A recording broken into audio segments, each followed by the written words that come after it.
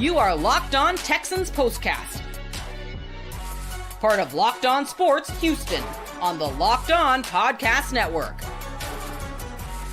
Your team every day. And guess what? Today we are doing this show not talking about the Houston Texans season coming to an end, and I am going to fulfill a promise that I made. If you follow me on Twitter before this show, I told my 16-year-old nephew I would start the show by saying the Houston Texans gave the Los Angeles Chargers the belt today, because apparently that's a thing that teenagers say these days. And that's exactly what they did, is they took it to them defensively, and the offense came out there and did their thing as well, and they are moving on to the divisional round, where I think we all assume they'll play the Chiefs, but it's up in the air. There's no official thing, no official matchup just yet. We'll talk about all that. Welcome in tonight to the Locked On Texans Postcast. I am Michael Connor. He is former Texans lineman Wade Smith, who I know is having a very good day today because, well, his former team won today. It's always a good day when that happens. Tonight's show, by the way, is brought to you by PrizePicks. Go to prizepicks.com/LockedOnNFL and use code all lowercase LockedOnNFL to win $50 instantly when you play $5. All right, Wade. I mean, look, it was pretty easy to be down early in that game. The Texans offense came out and just looked really bad to start.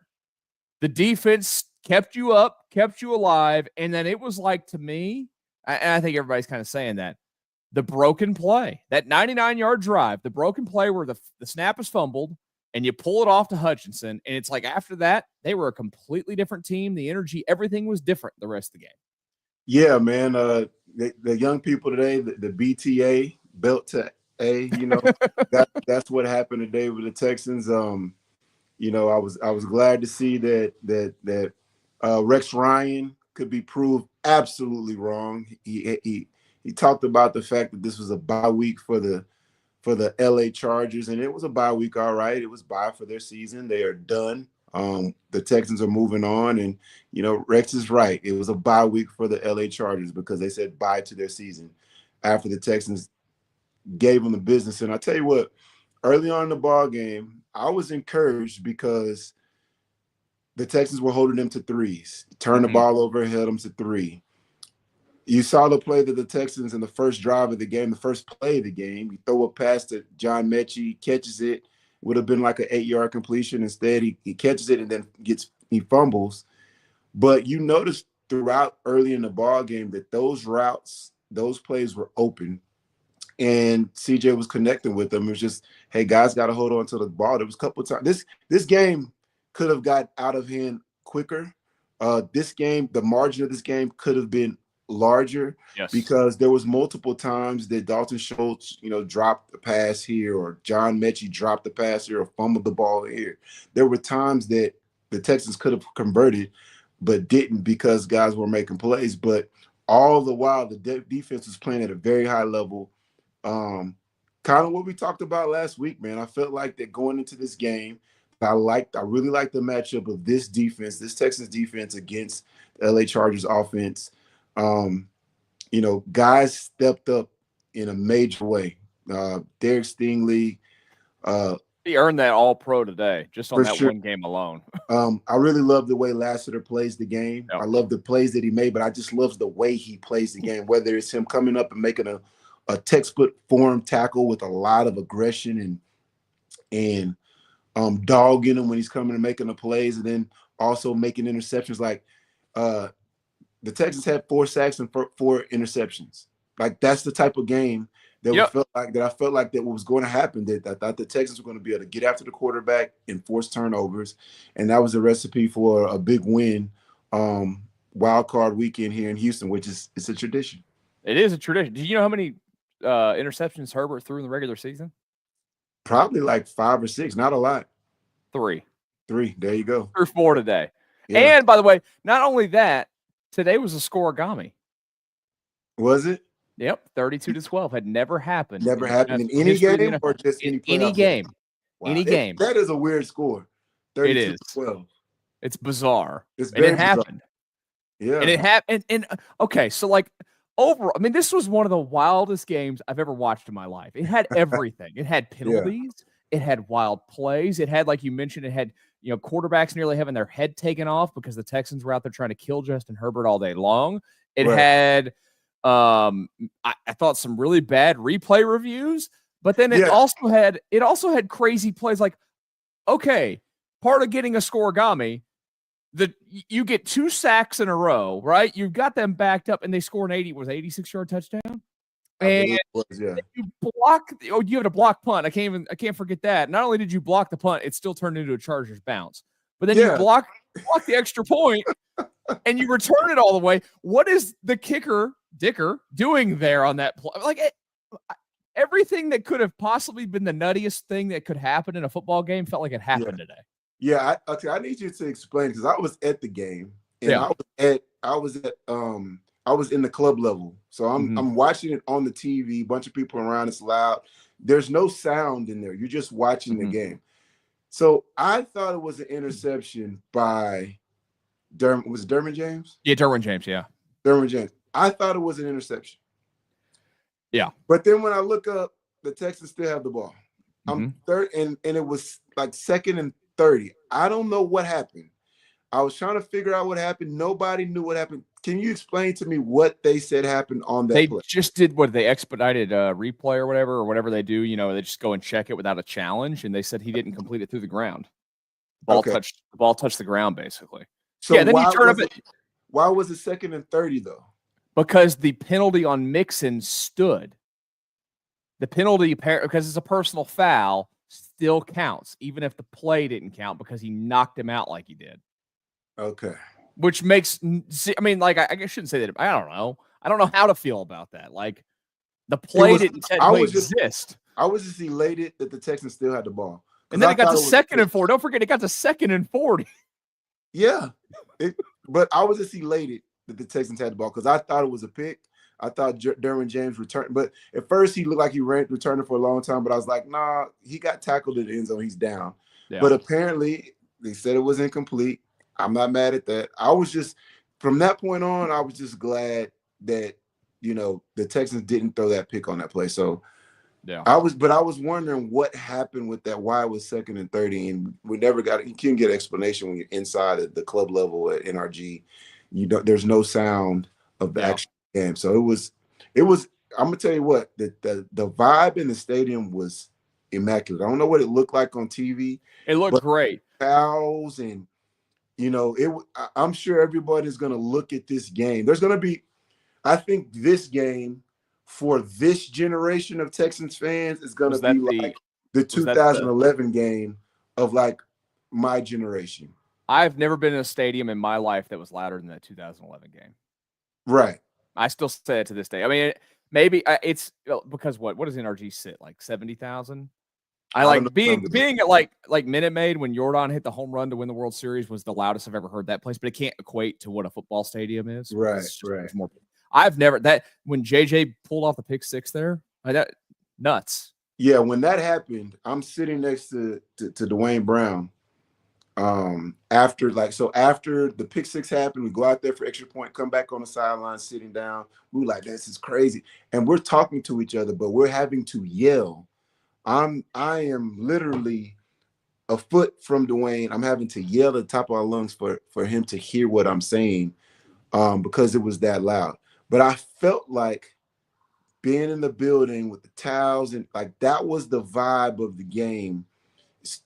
Towards once people realized that, that was it. Like we had this thing in the bag. We're getting interceptions, get the back-to-back sacks, like all the stuff that was going on. Like it was a great vibe in NRG. I would love for somehow it to work out for the Texans to get another home game, but in all likelihood, that was going to be the last home game of the season. But the Texans went out the right way. That was a beautiful thing. And it, like I said, it didn't start greatest, but I felt good because the defense was playing at a high level. Like I thought the Chargers played well to start off the game. They were dinking and dunking. They were doing a good job getting the ball out fast. They were catching, and they weren't catching and running for big plays or anything like that, but they were doing a good job of moving the chains. But when they got into the red zone, it bogged down. The Texans stopped them, forced them to kick field goals. And even after the Texans turned the ball over, throw an interception, they held them to a field goal. So it was just 6-0. And the game was just close all the way until, like you said, that broken play, crazy play right there where CJ just had to just make something happen. I think after that happened, he was just like, man, let me just play ball, because I felt like he was like playing, trying Scared? to be perfect, playing Okay. not to make a mistake, playing to just, I'm going to sit in the pocket, pull the ball down and run. It was multiple times early on that he could have put, and he ended up doing it. After that play where he had to scramble through the A ball, 27-yard scramble. right after that he scrambled, and when he scrambled, you saw his reaction. He was like, "Yeah, this is what I do. Let me get back to being me." And so, that CJ Stroud is a problem for whoever the Texans play next week and going forward. So that was good to see him kind of get that mojo back and play at a high level and just play free and not playing to, playing not to make mistakes, playing to be perfect. Like, no, go out there and just go play ball. And that's what he did. And so that's why the Texans, one of the reasons why the Texans were able to come out with a big win. It's kind of like we talked about it a lot during the season. We all know the issues of this team that they've had throughout the season. They pop up occasionally. I thought as the game went on, they played. I mean, you're the offensive lineman expert here. I thought they played pretty well as the game moved on today. But it felt like early on, like he was playing with the ghost of my offensive line can't protect me. And I know, I mean, look, they've got Mack and Bosa over there. Those guys can rush the passer for the Chargers. But it felt like that's what he was playing like. And then all of a sudden, like you mentioned, it's like it's almost like, okay, something hits when it's not supposed to hit. Why don't I think we all go through this in some sort of phase of our life, but like in whatever it might be. But like at some point, you're just like, why am I playing so like timid? Why am I doing anything so timid, so tight? Just go out there and play. Forget it. Let's go. You know what I mean? You got to have that mentality. And I think early on in the game, there was a couple of sacks that were given up by the Texas O-line where the sack that Tunsil gave up, where it was like Bosa beat him for the sack, but it wasn't like a clean beat. He just kind of fell into a sack there. And, CJ was in the pocket and he got hit there. And then the other sack where they gave up another TE game, at that point I got hot because I was like, this is basic stuff. I'm watching them. This is basic stuff. And so when stuff like that happens, then you understand why CJ is kind of being hesitant. But like I said, not too long after that sack where they gave up on the TE game, that second sack, that's when the play happened to where CJ had to scramble after the ball was, there was issue with the snap there and not receiving the snap. And he picks it up and he takes it and throws it downfield to Xavier Hutchinson, makes a big play. And from that point on, he played free. And the Texans were able to run the ball effectively. I didn't see any more drops from that point out of the receivers and the tight ends. They tightened up, made plays, and they just continue to figure out a way to get the ball to Nico Collins, who is, arguably he's a top 5 receiver in this league, maybe top 3. Get him the ball, he makes plays. They figured out ways to get him the ball.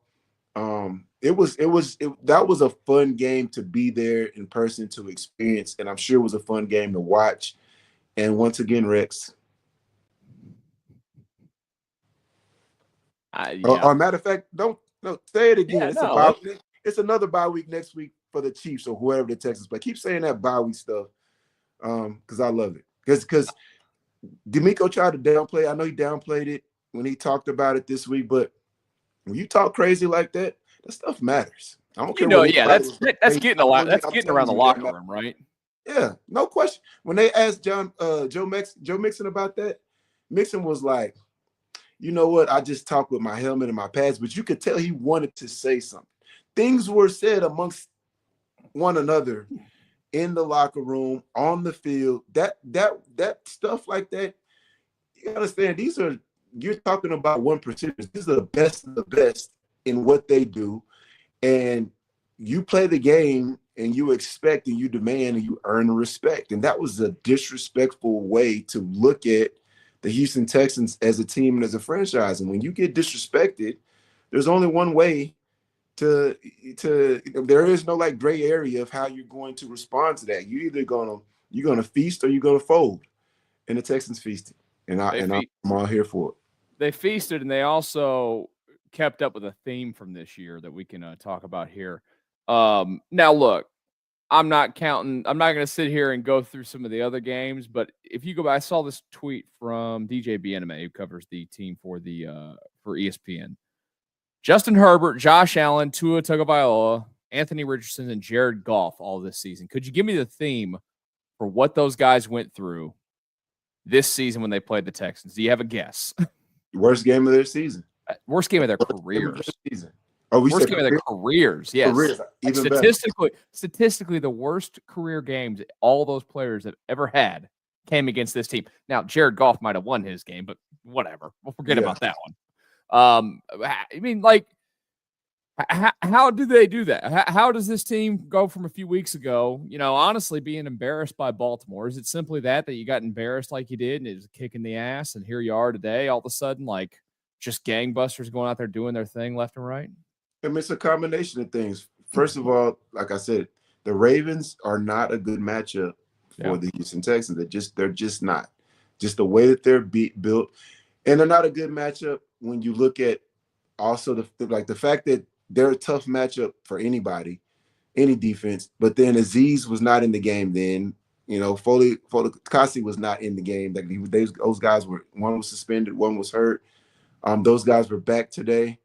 Your linebacking core was at full strength today.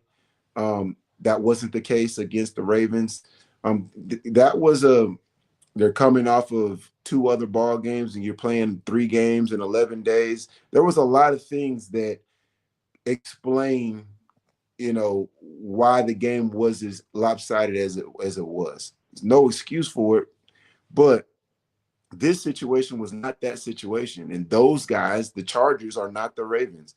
Their offensive players are not the offensive players for the Ravens. It's not the same. And that's the DeMeco Ryans effect. When you talk about the ability to make really good quarterbacks look bad. He's did it. It's not the first time that he's done it. There's a reason why he became the head coach of the Houston Texans, because he's coached up, number 1 defenses in the league. And since he's come here to Houston, you're seeing those performances turned in.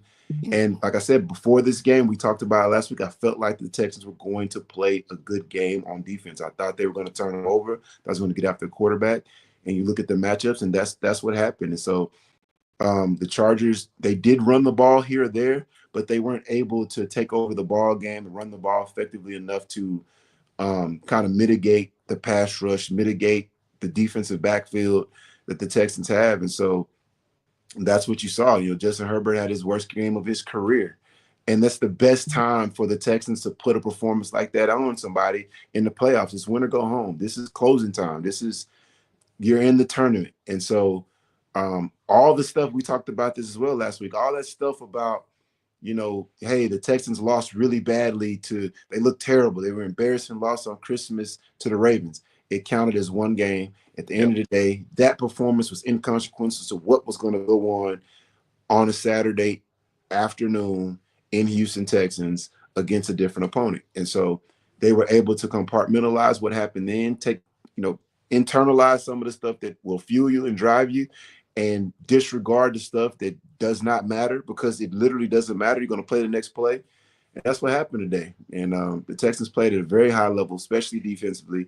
Offensively, like I said, once C.J. Stroud kind of let those things hang, he was himself again. And so that was really good to see. And I'm excited to see what happens going forward with him playing with that type of mentality and that demeanor. We got a lot more to get into. Real quick, Nico Collins gave a little comment on the Rex Ryan stuff after the game. He was asked about it. He said, "Yeah, that was crazy. Look at where we're at now." So they're not really giving an answer, but you know what? You don't have to. You don't have to give an answer to that, because we all saw the scoreboard. We all saw, like you said, the B-Day that happened out there all day long. You just go ahead and let Rex go on TV this week and, put his foot in his mouth, because we all know he likes feet. He loves feet. Loves feet. Let's talk a little bit more about that defense. I want to talk about those defensive backs today as well. Let's talk about them next year in the Locked On Texans Postcast. This is a message from our sponsor, Intuit TurboTax. Are you tired of endless waiting, wondering, and worrying about your taxes? Well, now that's a thing in the past. You see, taxes don't need to be complicated and stressful. TurboTax is here to change the game by matching you with a TurboTax expert who can get to work on your return right away. No more waiting for answers. No more wondering if you're missing out on deductions. Whether you've got one form or 20, TurboTax experts give your taxes their undivided attention while you get real uptime updates on their progress so you can focus on what really matters. You won't have to lift a finger, but you'll get the peace of mind knowing that your taxes are being handled by the pros. Ready for stress-free taxes and the most money back guaranteed? Head over to TurboTax.com today and get matched with your expert who's ready to take taxes off your plate so you can go and focus on your day. Only available with TurboTax Live full service, real-time updates only in the iOS mobile app. See guarantee details at TurboTax.com/guarantees. And one more message before we get back to our Texans discussion after they put that belt to those Los Angeles Chargers. I want to tell you guys about PrizePicks. It's playoff time, and if you're like me, you want to make the most of the final weeks of the football action. That's where PrizePicks comes in. If you love to watch football and want a chance to win real money while watching games, PrizePicks is the place for you. It's the best way to turn your sports opinion into cash with daily fantasy player projections. With PrizePicks, you simply pick more or less on player stats like total passing yards or rushing yards, and for a shot to win up to 1,000 times your money, you can make picks in less than 60 seconds. And whether you're looking for a flex play to boost your payout or you'll want to cash out quickly, PrizePicks has you covered. And with over 10 million members and billions in winnings, it's clear that people are loving this platform. Here's a special offer for Locked On NFL listeners. Download the app today and use code Locked On NFL to get $50 instantly after you play the first $5 lineup. That's PrizePicks. Run your game. Download the app today and again use that code Locked On NFL to get $50 instantly after you play your first $5 lineup. Locked On Texans Postcast following the 32-12 wild card win for the Texans over the Los Angeles Chargers today. The Texans advancing to the AFC Divisional round where they will take on the higher seed that is left to play. If it goes as expected, that will be, of course, the Kansas City Chiefs next week. We'll take a look at that because Baltimore's already up on Pittsburgh with 7-0. King Henry and Lamar Jackson are out there doing their thing, as you expect. He is Wade Smith, by the way, former Texans lineman. I'm Michael Connor. I'm looking at a video right now, Wade, of Joe Mixon doing an Instagram live in the locker room after the game, smoking a cigar.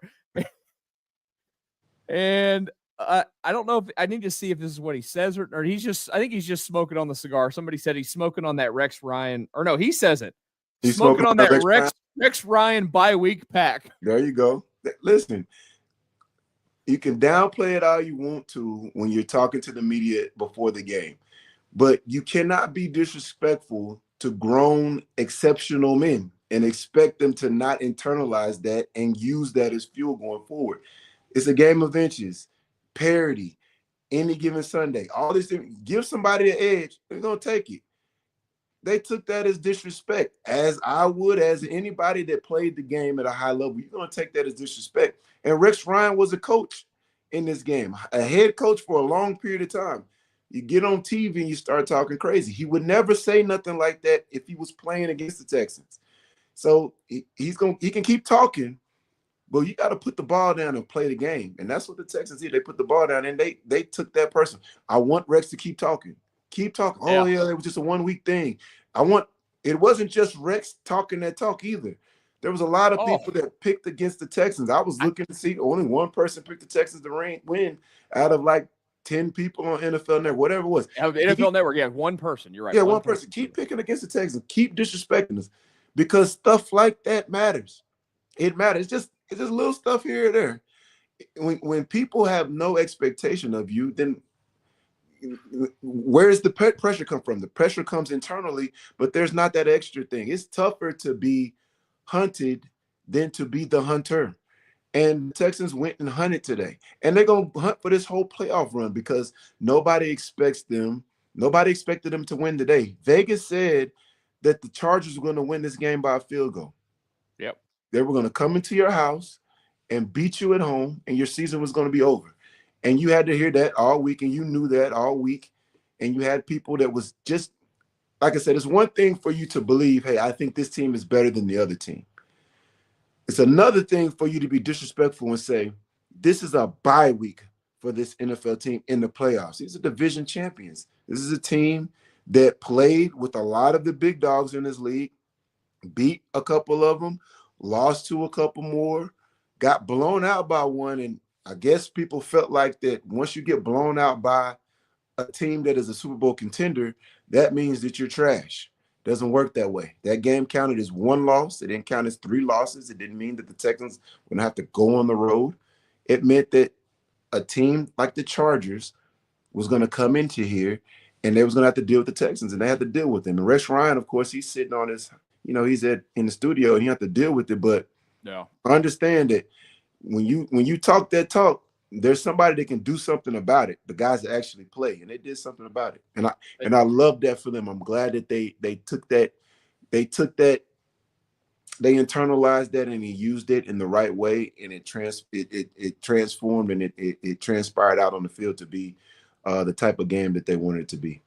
And we'll talk about some of the defensive side that I wanted to talk about too. One of the things I wanted to mention, I thought first of all, and you were there, and he's your buddy. He made a guest appearance briefly on this show. I thought it was great that they had Arian Foster back out there. I know that the relationship over the years hasn't always been there. I think this is one of the legends of the franchise that absolutely needs to be honored.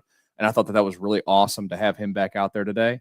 But you know what? We were talking about it earlier, the 2011 game, some of the similarities to it. And there were some of that similarities with how Joe Mixon finished the football game tonight, the way that he ran, kind of like Arian ran all over the Cincinnati Bengals in that game tonight. Yeah, that final drive tonight, that to me, this is the complete total fandom in me. I'm screaming at the TV. And that put so much more confidence in how I feel about this football team, the way that they handled the end of that football game tonight and went out there and finished it. And then having the balls to make the call on 4th and 1 and say, no, we're not going to go kick the field goal here. We're going to go run it, and we're going to go win the football game right now. They did that. You got to love it, man. You got to love it. Listen, that 2011 game, I think the final score was 31-10. What was that run? Who did he throw down on that run? I don't know the guy's name. I mean, I always embarrassed him. I think it was number 42 or 24, one of them. Yeah. But he embarrassed that guy. That guy, I'm sure, still to this day, won't watch that game, doesn't want nothing to do with it, because that's the type of stuff you don't want to be a part of as a player in the league. That was an embarrassing play. But he stiff-armed him and threw him out the club, basically, and took it to the house. That was an iconic moment. But like I said, Joe, like you mentioned, Joe Mixon, the way he finished the game, like he said earlier in the week, I'm going to talk with my helmet and my pads. I'm going to run physical. I'm going to get downhill. And that's how he ran the ball throughout the game, and they finished the game the right way. You could see it. You could see it turn that, like, yeah, we starting to get it going now. We are running outside zone. We're getting downhill. We're running little duo runs. We're getting downhill and getting after people. And, the linebackers are not getting penetration anymore. The defensive line's not getting penetration anymore. The linebackers are not getting off of blocks and making plays anymore. As the game goes on, you have a lead. You can lean on guys. They start to get tired. They start to get discouraged. It's not the same. And so that's the position that you want to put yourself in. That's what you saw today, man. You saw the Texans offensive line get after the Chargers up front. You saw Joe Mixon run that thing, get it downhill. There was a couple of runs earlier in the game where he was just kind of, I don't know what he was doing. He was going not where the ball was designed to go, but he was getting 4 or 5 yards. He was making stuff happen. You could tell he was determined. You see right now, you say he's on IG Live, smoking on a Rex Ryan pack. Listen, I was very upset for them that someone that is part of the game that would just talk crazy like that.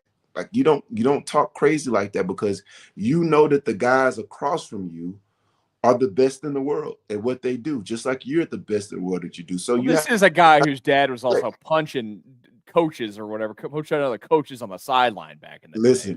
Rex Ryan's dad, Buddy Ryan, wouldn't say something like that before. You're right. He would not do that. That was wild. It's like, people get on platforms and forget who they are. You're still that person. You might not do that anymore, but you're still that person. That's why a lot of time current players will have problems with former guys. And when you hear me talk, the stuff I get upset about, the stuff I get mad about, the stuff that I'm going to say something negative about another player, it's the same thing that I would say to them if we were in a huddle together. Hey, that ain't okay. This ain't good enough. You know what I'm saying? That's the stuff. That Rex Ryan stuff, that was clown stuff. He was a clown for that. And you see the result. But I would love for him to keep doing it, because any edge you can get in this game, you take it. Because whoever they play next week is going to be a damn good opponent, and you're going to have to play at a very high level to continue to play, to win a game in that second round of playoffs. You have to play. I cannot remember the last time in the divisional round of the playoffs where the team that won didn't play well. You know, sometimes in the regular season, teams will not play well and come out with a W. It don't work that way.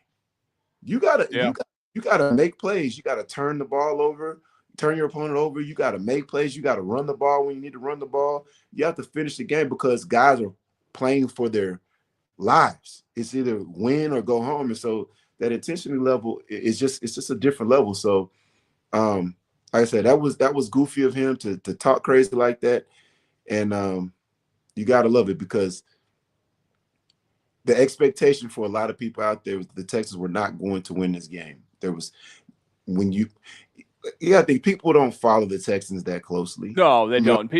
I've run into that same issue when we're talking, even like, the run that we've been on with the Astros. I'd go through this with people all the time in those past years. Like, everybody have all these things to say. And I'm like, these people don't watch your team. Right. Like, don't listen to what they're saying. They do not watch. Same thing here every year. It's always like that. And so one thing that, we talked about it before, when the game happened against the Ravens, I expected the Texans to come out and play well against the Titans, because that's how the Texans do. They're not going to be this back-to-back. We don't get into a funk and then we're just going to fall off. Like, it ain't that. And so that's what you saw. They played well last week. They didn't start off well offensively today, but they got in a rhythm and they finished the game the right way. Like I said, to me, one of the coolest drives or the coolest kind of sequences of events was the touchdown. Yeah, the touchdown to put you up 7-6. That was a 99-yard touchdown drive. Yeah. Right? Then the Chargers get the ball back with like 50 seconds or so in the second half. 3 and out, punt the ball. You move the ball, get into field goal range, kick the field goal to go up 10-6 going into the half. That felt like a miracle. You get the ball back. Yeah. And you get the ball back. That's winning football right there. That if you're on the other side of it, if you're a Charger fan, if you're a coach of the Chargers, say that sequence right there put us behind the 8 ball. That's losing football right there. We were unable to get a first down. We were unable to run the clock. We were forced to punt the ball away, and they were able to get points before the half, and they got the ball back in the second half. And they were about to go down there and drive and score, and you get a fumble by Joe Mixon. Yeah. Which was crazy. But they were moving down the field. You could just tell the team was playing different. Yeah. They believed in themselves. They played with a lot of confidence, and they felt like, we're going to put it on this team. And they were doing those things at that time. And like I said, it was good to see them get Nico Collins involved. He was the best. To me, he was the best offensive player on the field, both teams. Even though McConkey had a good game and a damn good game, made a lot of catches. But to me, Nico Collins was the best offensive player on the field for both teams. And in critical situations, they were able to get him the ball, and he made plays, made touchdown grabs, lots of catches and runs, converted third downs. Just played at a very high level, and I was glad to see them get him involved. Need somebody else to step up next week. Yeah, for sure. You're going to need. I mean, Mechie can't drop balls. Can't drop balls. Can't fumble balls. Yeah. Because next week's opponent, in all likelihood, being Kansas City. Yeah. And we all know you can't go into that place in that atmosphere where they just don't lose against that team with that historic head coach who makes adjustments maybe better than anybody, with that defensive coordinator who's been a world beater on everybody this year, and then a quarterback that just doesn't lose in the playoffs and expect to win. Like, they are going to have to tighten a lot of things up. We know that next week. You're not going to get by with that. If they play that kind of defense, that's why, you and I had that conversation when they played the Chiefs earlier this year. Just go off the assumption it's going to be the Chiefs for a second, which it is. And I was talking about this on the couch with my nephew. He's like, "Dude, you really think we can?" Because I came in today. Look, this is the pessimist in me. I'm like, they're not gonna win today. I was like, I let all the negative come in. I was like, they're just gonna lose today. It's gonna suck. I'm gonna hate it. Wade and I are gonna go do an end of the season show. It's gonna be awful. But on the couch with them, I'm like, it's not it. And you brought that up too. It's not impossible to go beat that team. There is all those things that I just mentioned. And to me, the biggest one is the atmosphere, and that team just typically does not lose there. But, like, if you play that level of defense, you can play with anybody in this league, right? I'm not off on that one. No, you're not off on that. I said it, I guess that was last week or maybe the week before. It might have been right after the Ravens game or it was after the Titans game, but it was like, it would not surprise me one bit if the Texans go up to Kansas City and figure out a way to win a game. It would not surprise me, even how bad that people are talking about them at that moment. Because they played the Chiefs a couple weeks ago, and it was a toss-up game. Yeah, there was opportunities for plays to be made. You lose Tank Dell. There was things that went on that tilted it in their favor, and that's cool. Maybe a call here or there, whatever it may be. But it was not like the Ravens game. It was not that at all. And so, okay, now if you just tweak a little things here, there, you play a little, you make a player here, there, you run the ball a little bit better. You make this interception when you have opportunity to make it. You get the sack fumble when you have the opportunity to make it. If you make a few more plays than what you made the first go around, you can go up there and beat them. And it wasn't like that first game was at home. It was there. It was at KC. So you just go back there a few weeks later, go out there and get you a W.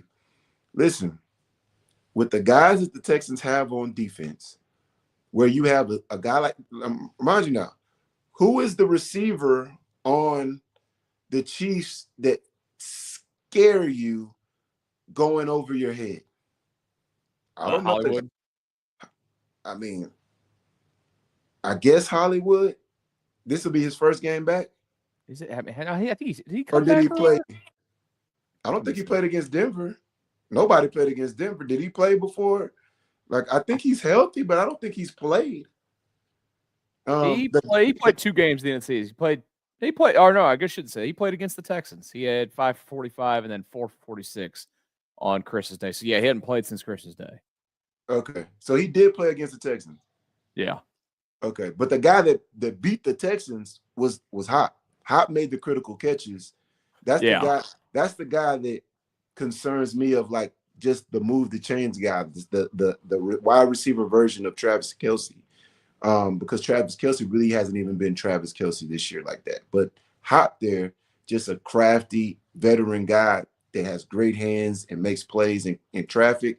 That's the guy that kind of concerns you more than anything. But listen, I don't expect Joe Thuney to play as good as he played the first go-around against – did Will Anderson play that game? I can't remember.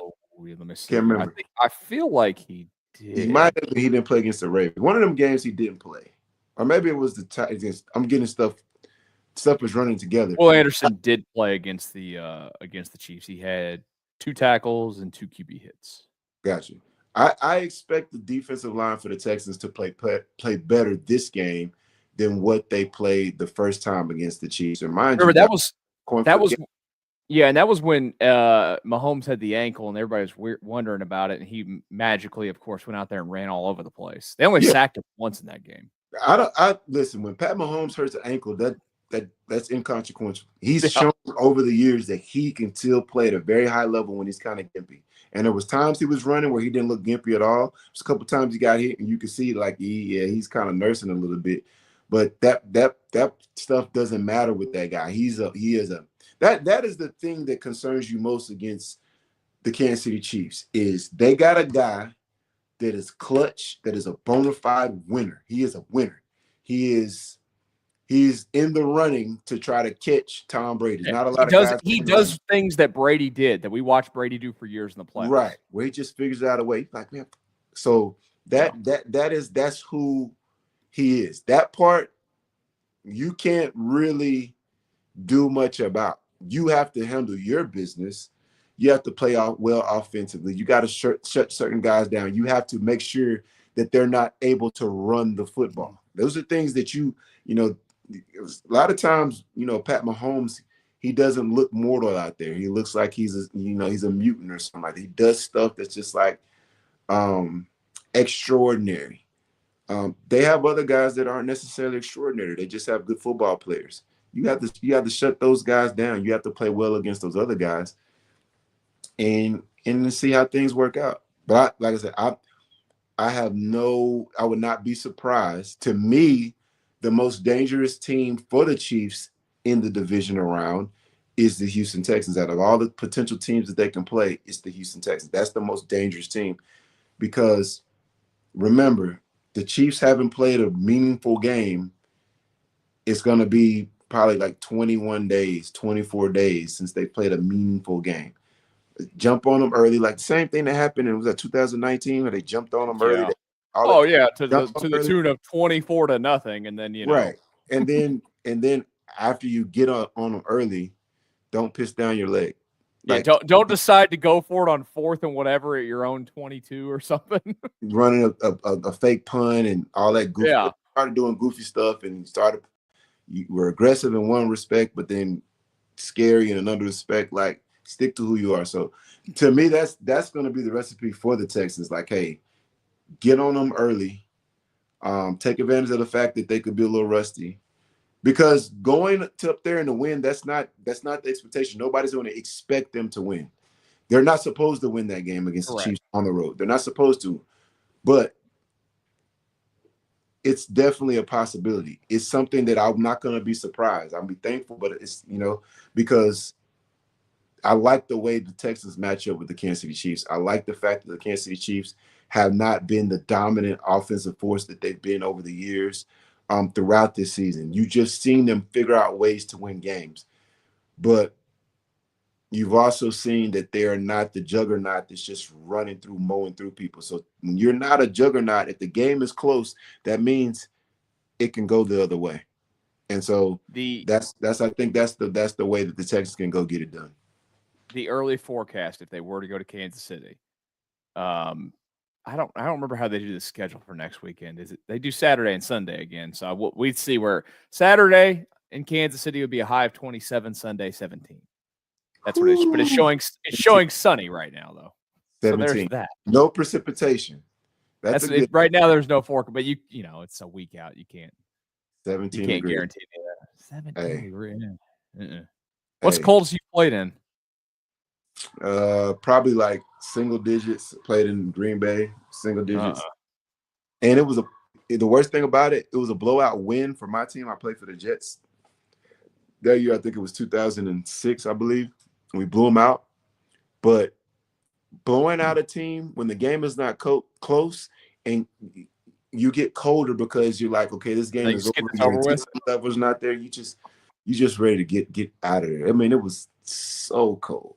So cold. So I went to that Super Bowl in Minneapolis a few years ago, and walking out of that stadium that night was like -4. So I'd never been in weather that cold in my life, and I was like, I don't know how people live like this. Yeah. I couldn't live in 17. I mean, heck, the week we just had this past week where it's freezing here. Part of me today wanted them to open the roof for the California boys to freeze them out because I was cold. Yeah. You know what? Shout out to the Chargers and their players, man. I know I'm sure some of their families and stuff were going through stuff with the fires out there, man. That's another thing that I'm sure that they had to deal with in the back of their mind. I remember playing against the Chargers my rookie year. They were having wildfires out there just back in 2003, and they had to move the game to, I think we played in Arizona. The game was supposed to be in San Diego. We had to move to Arizona because they had wildfires out there. And that's tough. That's one extra thing that you don't have focus on the thing that you need to focus on that week. And so I'm sure that probably played a little bit into this as well. People might not want to talk about it. People might not want to admit to it, but that stuff, when you're worrying about, your family and things like that, that can play into it. So thoughts and prayers to them, and hopefully they weren't as affected as and if they were affected, hopefully they can come out on the other end better than what they were. Yeah, and hopefully they put those fires out, because it looks like they are still raging, unfortunately, in quite a few spots out there in California. Let's give out some of your game balls. We'll take I wanted to get one final piece of love for me for some things tonight, and then again we'll kind of run through the other possibilities, even if we've gone through what's the most likely for the Texans this next week in the divisional round. We'll do that next year on the Locked On Texans Postcast. From big upsets to game-winning drives, the NFL playoffs are better with FanDuel, because right now new customers can bet $5 and get $200 in bonus bets guaranteed. That's $200 in bonus bets, win or lose. The FanDuel app gives you everything you need for live bets, same game parlays, and so much more. If you were the smart bettor today, you would have bet on the Houston Texans, because the Chargers were the favorite. And guess what? Didn't happen. The Chargers did not win. The Texans covered and got you a victory. I saw a few people that I know. I got a couple of text messages from some friends that put some money on the Texans on the money line today. And guess what they did? They did very well for themselves. So congratulations to all of you out there that were on the right side of this thing. Just visit FanDuel.com to join today and get started with $200 in bonus bets. That's FanDuel.com. Make this playoff season unforgettable with FanDuel, an official sportsbook partner of the NFL.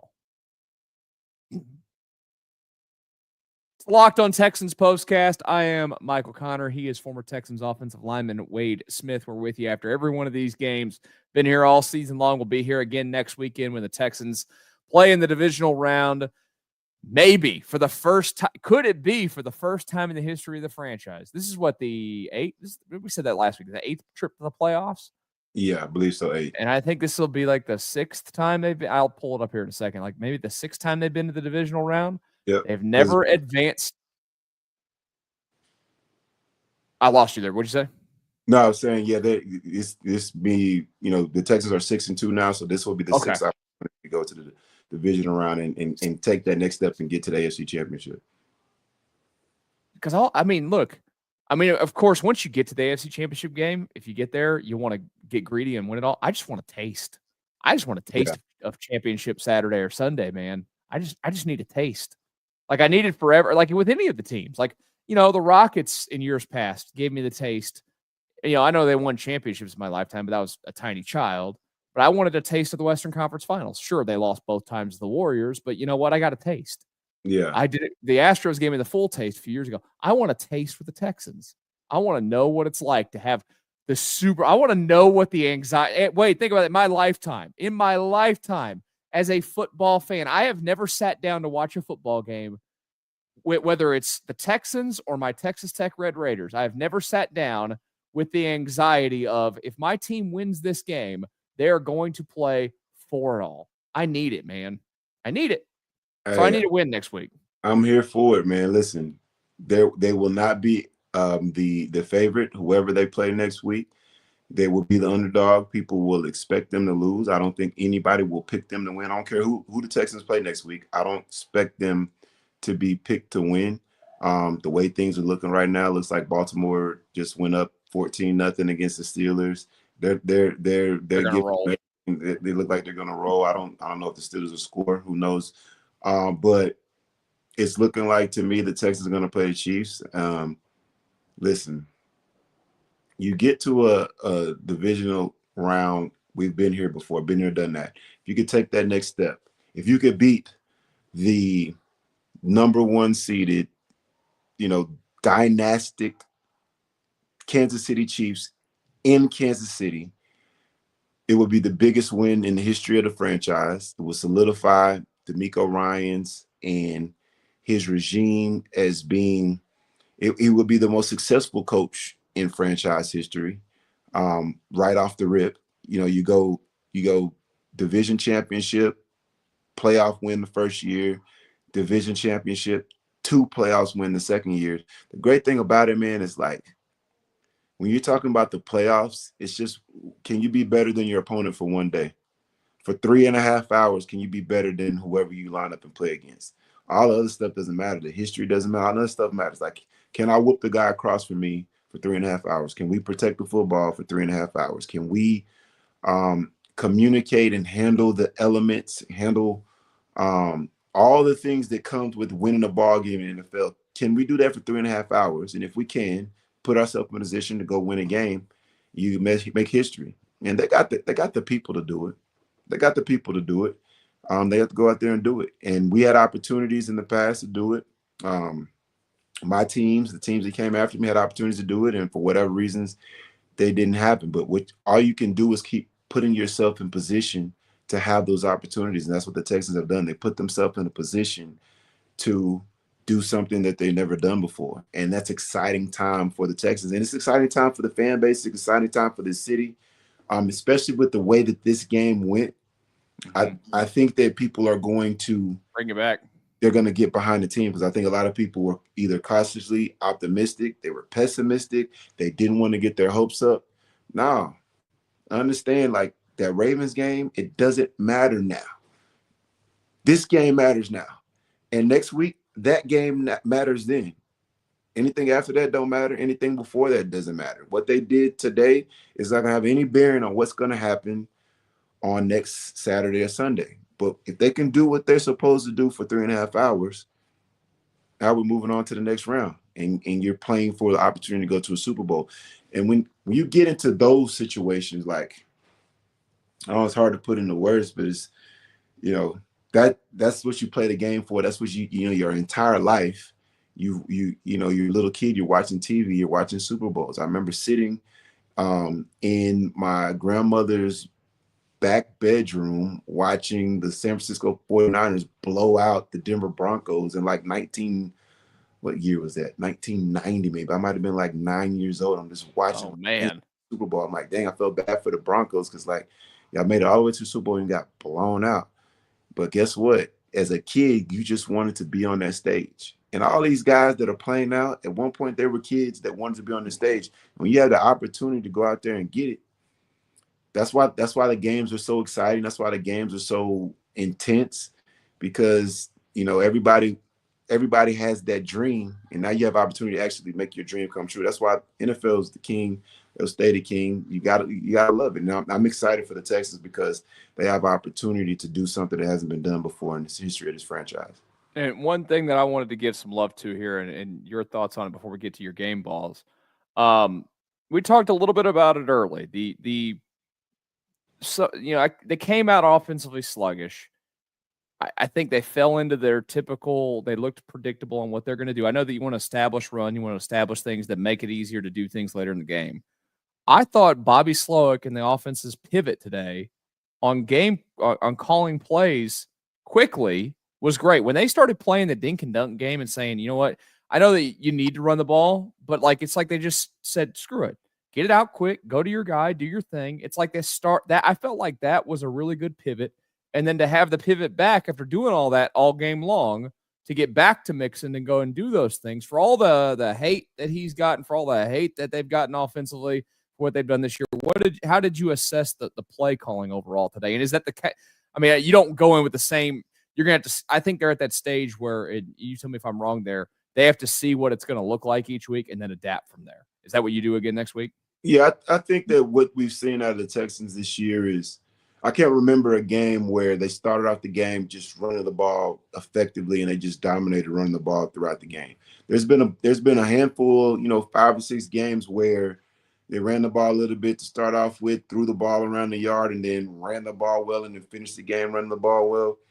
You've seen that happen. That's more their MO. And you have to lean into who you are in order to have the best success. You're figuring out who you are throughout the entire season.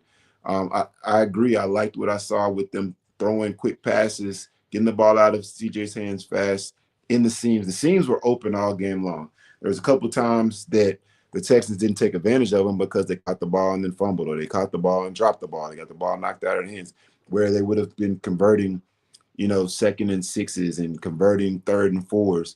Instead, you're fumbling the ball away, or you're dropping the ball and you're behind the 8 ball. But those plays were there.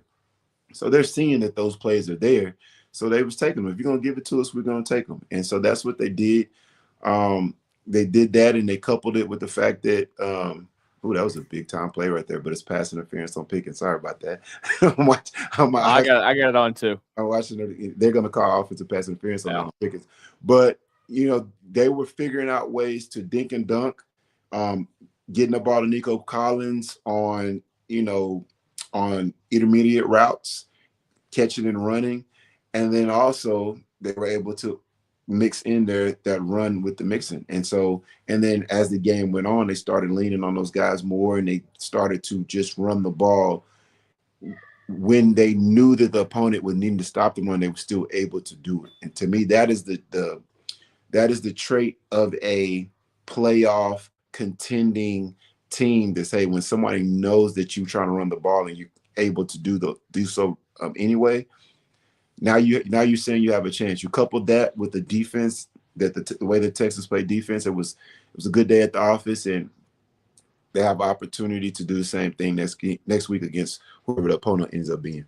Well, real quick, give out your game balls for everybody, because there's a lot. You have a lot of deserving candidates today. It's nice to be able to give them out, and hopefully we'll be giving them out next week. But let's see where you go. I think I know where you're going on offense, but I'm going to leave it to you. Yeah, so I'm going to start off on defense this week, because I thought the defense was what carried the Texans throughout the game. 4 sacks, 4 interceptions. Derek Stingley, I just thought played at an extremely high level throughout the game. Pass breakups, interceptions. He was all over the field today, coming up, making tackles. I love the way that the cornerbacks play for the Houston Texans, because they're not just cover guys. They will come up and smack you. I love that you have DBs that are going to come downhill, make tackles. Stingley is one of my big game balls. Kamari Lassiter is my other game ball. I thought Lassiter played at a very high level as well, as far as turning the ball over, pass breakups, making tackles, open field tackles coming, and he was tagging guys. He brought an energy, especially in a critical part of the game, where he was making plays that I thought changed the trajectory of the game. So Stingley and Lassiter both get game balls for me. And on the offensive side of the ball, I got to give honorable mention to the defensive line of the Texans. I thought they played at a high level. The Nico Autry sack that he made. Oh, he was great today. That was a nice move on the 3-tech. Remember, Nico Autry was like a 10-sack guy at defensive end. You put him against guards. That's the stuff that's those mismatches that you got, because I thought there was a battle out there between Will Anderson, Slater, Alt, and Daniil Hunter. That was a war out there. You go back and look at that film, between a lot of respect from what I saw in those matches, but there's a lot of elite guys playing against each other, and you saw it on the field how it translated. But then you had guys like Nico Autry, you had Mario Edwards. They had, I think, a sack and a half.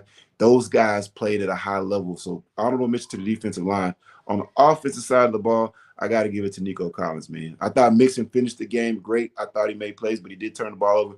Nico Collins, I wish they would have gave him 15 targets. I think if he would have 15 targets, he would have probably had 200 yards.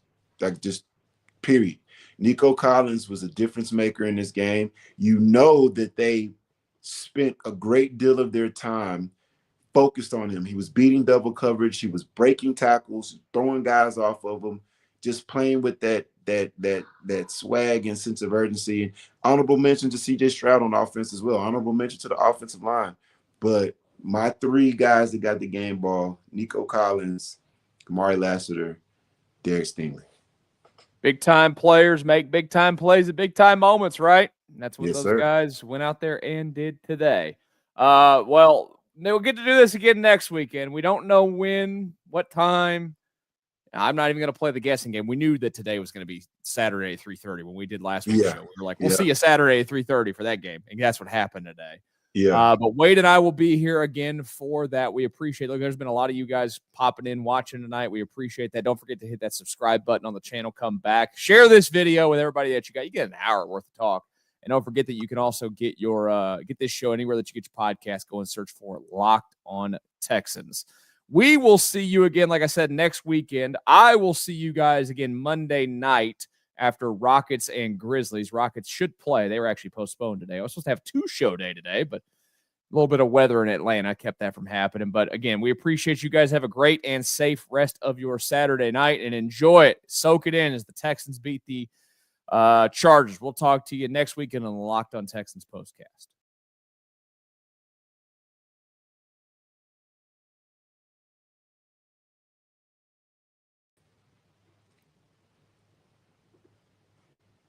All right.